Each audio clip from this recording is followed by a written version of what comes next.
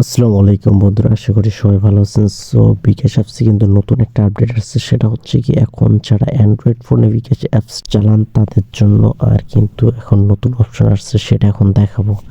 So চলেন আমি আমার বিকাশ অ্যাপসে যাই। সো আমি আমার বিকাশ অ্যাপসে আসলাম।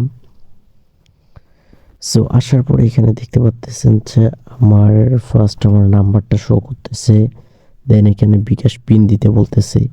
তার পাশে আপনারা দেখতে পাচ্ছেন কিন্তু ফিঙ্গারপ্রিন্ট অপশন আছে। সো নতুন যে আপডেটটা হচ্ছে সেটা হচ্ছে কি এই ফিঙ্গারপ্রিন্ট অপশনটা। সো আপনারা চাইলে এখন বিকাশের পিন না দিয়েও আপনাদের অ্যান্ড্রয়েড ফোনে যদি বিকাশ অ্যাপস থাকে তাহলে শুধুমাত্র ফিঙ্গারপ্রিন্ট দিয়ে কিন্তু লগ ইন হয়ে যাবে। সো এটা কীভাবে সেট করবেন, জাস্ট সিম্পলি এটার উপর ক্লিক করবেন। দেন ক্লিক করার পর এখানে যে নিচে দেখতে পাচ্ছেন কি আছে পরবর্তী, সো এখানে ক্লিক করে দিবেন। সো পরবর্তীতে ক্লিক করার পর এখানে আপনাদের ফার্স্ট কী করতে হবে, আপনাদের বিকাশের যে পিন নাম্বারটা আছে এখানে দিয়ে দিবেন। সো আমি পিনটা দিয়ে নেই। সো পিনটা দেওয়া হয়ে গেলে আপনারা এখানে নিশ্চিত করুন, এখানে ক্লিক করবেন।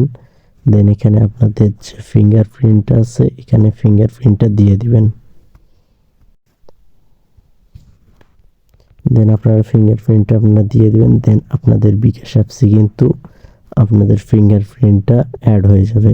সো এখানে দেখেন ঠিক আছে ক্লিক করবেন। সো এখন যদি আমি এখানে যদি আমার ফিঙ্গারপ্রিন্টটা দেই তাহলে দেখেন ফিঙ্গারপ্রিন্টে ক্লিক করলাম, দেন ফিঙ্গারপ্রিন্টটা দিয়ে দিলাম। সো দেখেন আমার কিন্তু বিকাশ অ্যাপসে অটোমেটিকলি ঢুকে গেছে। মেইনলি এখন আর পিন দেওয়ার লাগবে না, আপনারা চাইলে আপনাদের বিকাশ অ্যাপসে ফিঙ্গারপ্রিন্ট অ্যাড করতে পারেন।